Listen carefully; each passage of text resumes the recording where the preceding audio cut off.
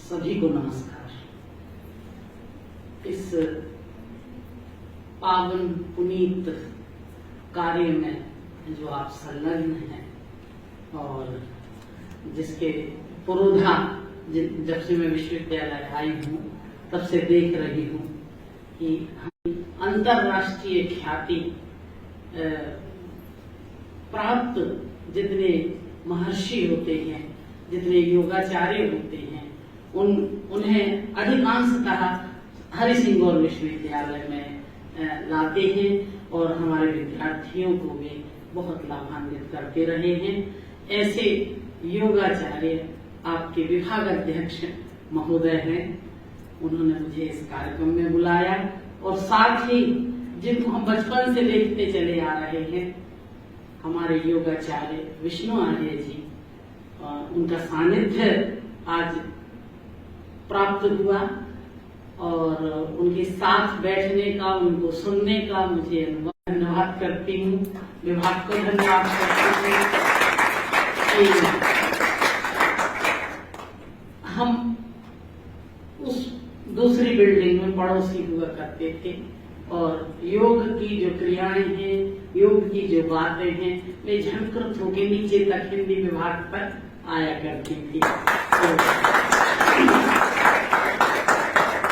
तो कुछ वहाँ के वातावरण में, वहाँ की आप लोगों की जो ऊर्जा है वो वहाँ वातावरण में फैलती थी, क्योंकि जब हम लोग आया करते थे आप लोगों के सेशन समाप्ति की ओर होते थे और अब यहाँ आ गए हैं आप, यहाँ इतने सुंदर वातावरण में आप योग की क्रियाएं और वह ऊष्मा जो प्रकृति प्रदत्त होती है उस पर आप ध्यान कर रहे हैं, काम कर रहे हैं, अभ्यास कर रहे हैं। तो इस 20 दिवसीय जो कार्यशाला है उसमें आप बहुत कुछ करेंगे। ऐसा नहीं कि आप कर रहे हैं तो इसके लिए केवल आपको ही फायदा मिल रहा है, आप ही लाभान्वित हो रहे हैं, ऐसा नहीं है। आपको देखकर जिस वेशभूषा में आप बैठे होते हैं, जो बातें करते हैं, इससे हम जैसे जो कभी कदा आप लोगों के संपर्क में आते हैं, हम भी ऊर्जावान हो जाते हैं। क्यों? ऐसा क्यों कि हम भी ऊर्जावान हो जाते हैं, दूसरे भी ऊर्जावान हो जाते हैं आपको देखकर। एक बार सोचते हैं थोड़ा बहुत हम भी कर लें तो कुछ चलेगा। यह वह अनुशासन आप सिखा रहे हैं, उस अनुशासन की ओर आप व्यक्ति को आकृष्ट करते हैं कि देखिए योग में जो अनुशासन है, योग नाम ही है योग, योग अनुशासन, योग से जो भी आप अब योग से, हालांकि योगा अंग्रेजी के प्रचार से योगा हो गया उसकी स्पेलिंग से, तो योग के कारण आप देखते हैं कि इसमें एक अजीब, बिल्कुल जो ध्वनित नहीं हो, मतलब शब्दों में नहीं कह सकते, लेकिन योग के कारण ध्वनित होता है कि आप अनुशासित व्यक्ति हैं।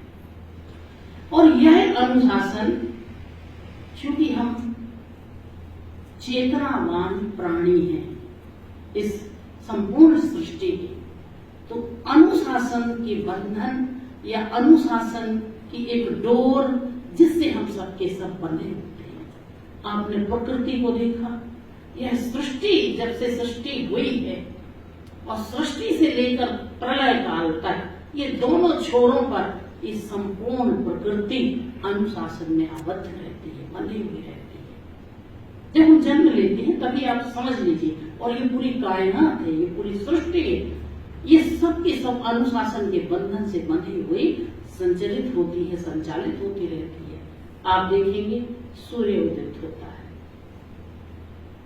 ग्रह उपग्रह सब उसके चक्कर लगा रहे हैं, पृथ्वी अपनी धुरी पर उसका चक्कर लगा रही है, चंद्रमा, मतलब जितनी भी खगोलीय जो हमारे ब्रह्मांड की जो पिंड है, वे सब एक दूसरे का समय अनुकूल, दूरी के अनुसार और अपनी ही दिशा में, एक दिशा में वे हमेशा घूम रहे हैं, एक दूसरे की परिक्रमा कर रहे हैं। जो आप खगोल शास्त्र में या आप पढ़ते होंगे, एक बिल्कुल नियमबद्ध तरीके से सब चल रहे हैं। आप सोचिए कि पृथ्वी किसी और ग्रह का चक्कर लगाने लग जाए, चंद्रमा अपनी रोशनी जो चांदनी कहीं और बिखेरने लग जाए, ये संभव है?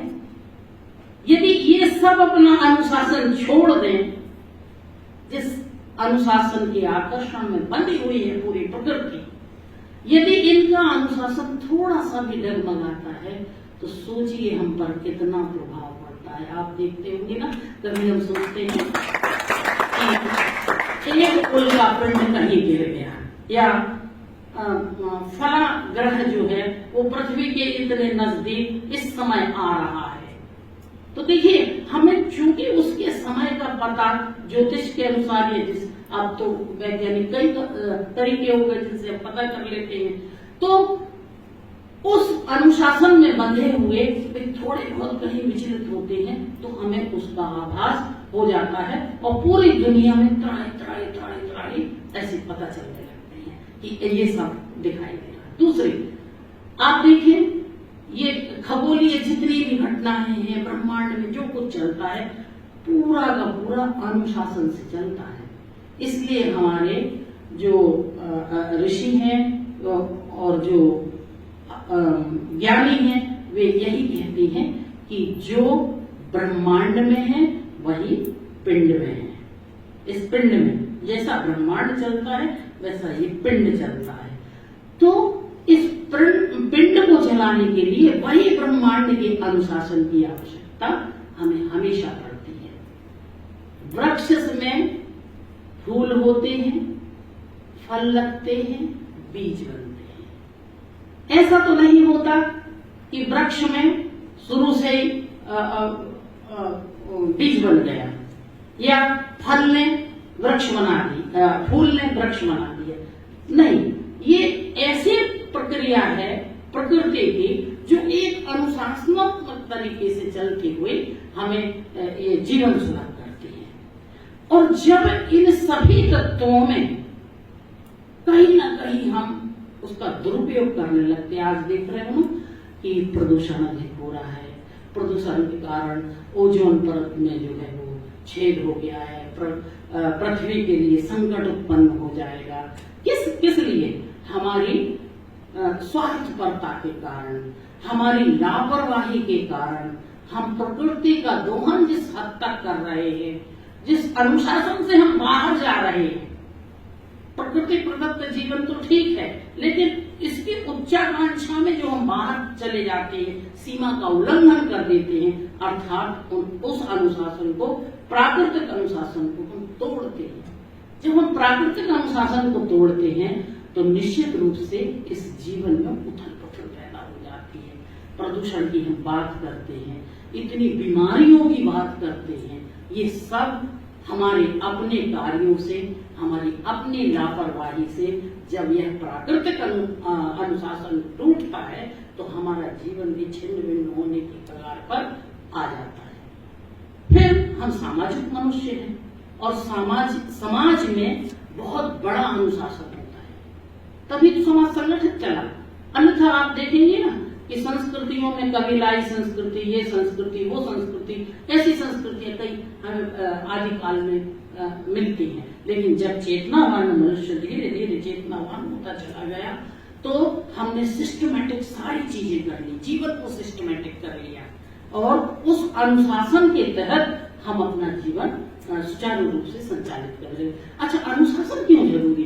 क्योंकि हर व्यक्ति जो है वो बहुत छोटी बात में उसको कहना चाहिए, कम शब्दों में, कि हर व्यक्ति आनंद की ओर प्रवृत्त होता है, सुख की ओर प्रवृत्त होता है, और इस सुख को प्राप्त करने के लिए हमें अनुशासित जीवन की आवश्यकता होती है। आप देखें कि जिस समाज में, जिस देश को जो अनुशासित होते हैं, हम कहते हैं ना, अरे वहां का देखो ट्रैफिक कितना अच्छा है, कितना अनुशासित, वहां सेना कितना अनुशासित है, वहां के व्यक्ति कितने अनुशासित हैं कि अपने आप ही कोई पुलिस वाला नहीं खड़ा होता कि ठीक से चलो रास्ते पे, अपने आप सबके सब ठीक से चलते हैं रास्ते पर, भले भीड़ हो अथवा ना हो।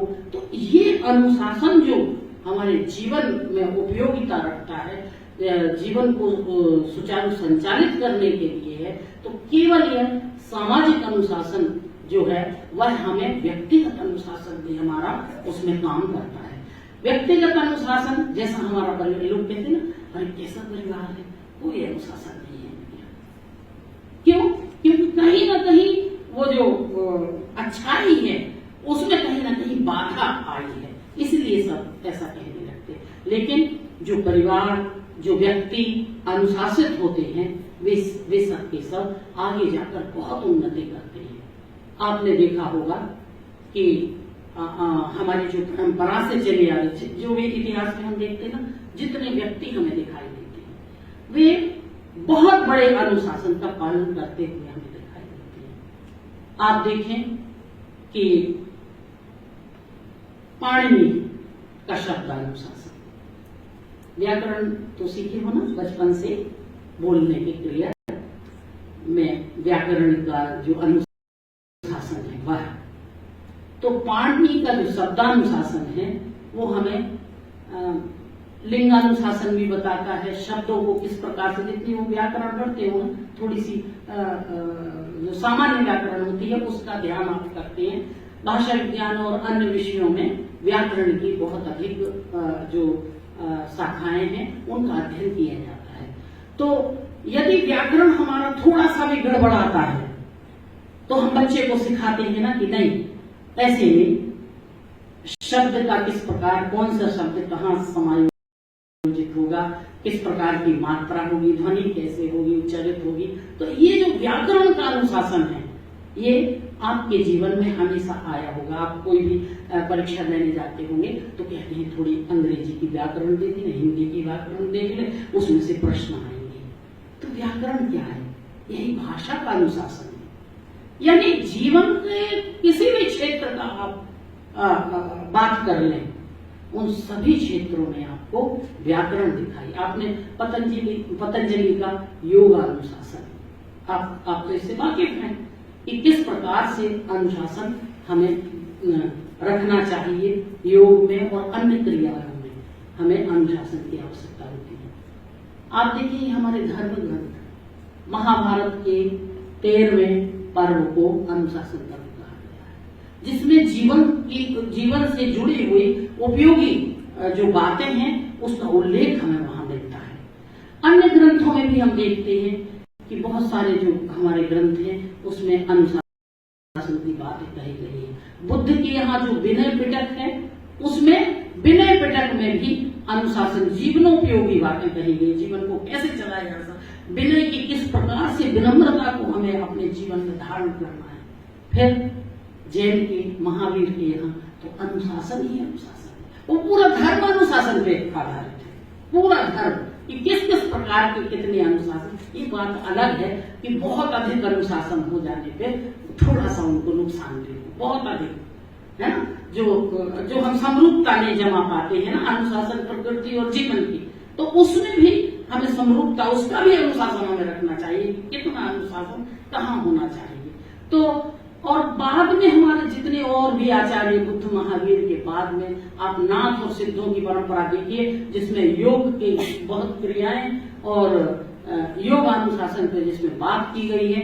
नाथों और सिद्धों के यहाँ भी अपने तप को करने के लिए, तप बल बढ़ाने के लिए बहुत सारे अनुशासनों की वहां चर्चा मिलती है।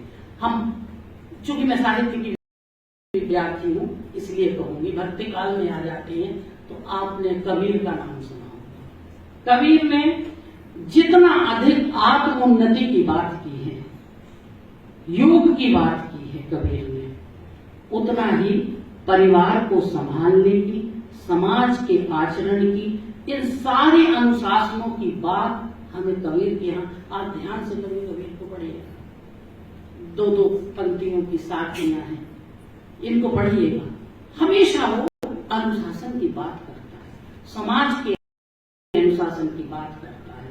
जैसे ऐसी बात आप पढ़ लेते ना, साईं इतना दीजिए जा मैं कुटुंब समाज, मैं भी भूखा ना रहूं साथ में भूखा जाए, या अन्य दूसरी भी बात है। तो ये अनुशासन है एक प्रकार का कि बस इतना ही हमें प्राप्त हो जाए, तो जिसमें बहुत अधिक धन की लोलुपता और इतना संग्रह हम ना करें, बस इतना है कि सब चलता रहे और ईश्वर से हमारा तादात्म्य बना रहे। तो आप आधुनिक युग में भी देखिए कि आपको विवेकानंद, ज्योतिबा फुले, दयानंद सरस्वती, जितने भी हमें, महात्मा गांधी, जितने भी हम आधुनिक भारत के निर्माण में जितने लोगों ने योगदान दिया है, जितने महापुरुषों ने योगदान दिया है, वे अपने अपने कार्य और कीर्ति के लिए जो हमारे बीच में जाने जा रहे हैं, वे सब अनुशासन से बंधे हुए हैं। गांधी जी का कितना अनुशासन रहा है। शस्त्र न उठाने की बात जो हमारी परंपरा में थी, गांधी जी पूरे आंदोलन में, स्वतंत्रता आंदोलन में यही कहते हैं, शस्त्र नहीं, अहिंसा, हिंसा नहीं, अहिंसा से हम काम नहीं। क्यों? वो अहिंसा कहां से आती है? वो अहिंसा आती है आत्मबल से, आत्मानुशासन से कि नहीं, मैं अपनी बात कहकर रहूंगा। क्यों? क्योंकि उतना उसका अभ्यास है, उतना उसका योग अभ्यास है। तो हमारी सारी परंपरा में, हमारे इतिहास में, हमारे जीवन में, आसपास पड़ोस में, सब जगह हम अनुशासन से प्रेरित दिखाई देते हैं। आप जितने भी छात्र यहाँ उपस्थित हैं, आप देख रहे होंगे एक सपना लेकर आता है। आपका लक्ष्य है इस जो स्थिति है, वर्तमान स्थिति, इससे हमें आगे बढ़ना है। इसलिए इस हमारे जो हरिसिंह गौर विश्वविद्यालय है, इससे आप शिक्षा ग्रहण करने आए हैं, दीक्षित होने आए हैं। उस योग की सारी क्रियाओं की हम योग बहुत अच्छे से सीख लेंगे, या केमिस्ट्री बहुत अच्छे से पढ़ लेंगे, आगे का जीवन हम सुंदर और सुखद बनाएंगे। आप ध्यान दीजिए, जो बच्चे स्कूल जाते हैं सुबह सुबह से, अभी जिस समय आप लोगों की क्रियाकलाप शुरू होते हैं, स्कूल जाते हैं, एक अनुशासन में बंधे हुए बढ़िया ड्रेस पहनेंगे और सुबह से उठ के और सब अपने अपने स्कूल जाएंगे। स्कूल जाएंगे, good morning madam, good morning teacher, एक अनुशासन में बंध जाता है बच्चा। जब घर में रहता है उसको कोई अनुशासन नहीं पता होता है, लेकिन स्कूल का अनुशासन आप सोचिए कितना आवश्यक है। इतनी सारी चीजें सीखता है, मित्र से कैसे व्यवहार करना है, शिक्षक से कैसे व्यवहार करना है, कैसे नमस्ते करना है। ये अनुशासन पराधीनता नहीं है। एक बात और बता दें, आप अनुशासन की किसी के शासन में आबद्ध होना है नहीं, इसलिए तो हमारे यहाँ आत्मानुशासन की बात की गई है। सभी संस्थाएं, जो सामाजिक संस्थाएं हैं, सभी वे जगह, सभी वे व्यक्ति अनुशासन से बंधे हुए होते हैं। संस्थाओं का अपना अनुशासन होता है। आप कहते हैं ना कि नहीं, वो वहां पे ऐसा वाला नियम चलता है, वहां ये चलता है, और हम फॉलो करते हैं। अपने आप हमारी वो जीवनचर्या में वो घुल मिल जाता है। तो इस समय बहुत आप 5:30 बजे से ये सारी क्रियाएं कर रहे हैं। बहुत अधिक भाषण देने की या किसी प्रकार की आपको शिक्षा देने के लिए मैं उपस्थित नहीं हुई हूँ। बस यही चर्चा कि इतना सहज है अनुशासन का भाव, और जब यदि हम अनुशासित नहीं होते तो वहां कहीं ना कहीं, चाहे प्रकृति हो, चाहे समाज हो, चाहे व्यक्तिगत जीवन हो, कहीं ना कहीं उथल पुथल होती है। अच्छा, आप जब अनुशासित होकर विद्या अध्ययन करते हैं, आपको कहा जाता है शुरू में, जब बचपन में हम स्कूल में पढ़ते हैं, तो हमें कई चीजों के लिए कंठस्थ कराया जाता है। छोटी छोटी, हाँ कविता सुनाओ, हाँ तो पहाड़ी सुनाओ, इसके लिए हमें अभ्यास कराया जाता है। किस बात के लिए? कि जब हमारी परीक्षा होगी तो उसमें हम नकल नहीं करेंगे। यही हुआ ना कि नकल नहीं करेंगे। और आपने ध्यान किया होगा कि जब आप यहाँ परीक्षा देने बैठते हैं, हम लोग खड़े रहते हैं, कहीं आप नकल तो नहीं कर रहे। तो क्या है यह जो अनुशासन जहाँ स्कूल में सिखाया था ना, आपके व्यक्तित्व के विकास के लिए यह अनुशासन सिखाया था कि आप देख के नहीं कुछ लिखेंगे, आप बिना देखे लिखेंगे। यहाँ स्मरण शक्ति आपकी तेज होगी। तो वहां शिक्षक आपको रोकता है और आपको कंठस्थ कराता है वे चीजें, एक अनुशासन के तहत वो सारी चीजें। और बाद में वही बात अनुशासन के रूप में हो जाती है।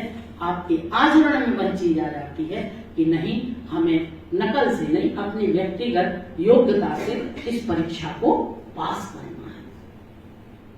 तो चाहे शिक्षण संस्थाएं हो, चाहे आपका घर हो, और चाहे कहीं भी रहे आप, लेकिन जिस व्यक्ति के व्यक्तित्व में एक प्रकार का अनुशासन होता है, आप खुद ही कह उठते हैं बड़ा अनुशासित रहता है ये, आपको भी थोड़ा सा, यदि हम उस अनुशासन में नहीं है तो हमें थोड़ी झिझक होती है ना। तो ये सारी बातें जब एक अनुशासित व्यक्ति में आप देखते हैं, आप अपना जीवन भी वैसे ही बनाते हैं। विश्वविद्यालय में आप, हालांकि आप तो एक ऐसे अनुशासन में बंधे हुए हैं, ऐसी आप विषय से बंधे हुए हैं कि आपको हम छोटे मोटे अनुशासन के विषय में बता रहे हैं, लेकिन योग अभ्यास में, योग में जितने अनुशासन होते हैं वे यदि वास्तव में हम अपने जीवन में उतार लें तो फिर क्या है, जीवन आनंद से भर जाएगा। और जब आनंद से भर जाएगा तो उस आनंद को त्यागते हुए हम वहां निर्माण की ओर, मोक्ष की ओर प्रवृत्त होंगे। आप सबने धैर्यपूर्वक सुना। सर, आप सभी के लिए मैं धन्यवाद करती हूँ इस सभा में मुझे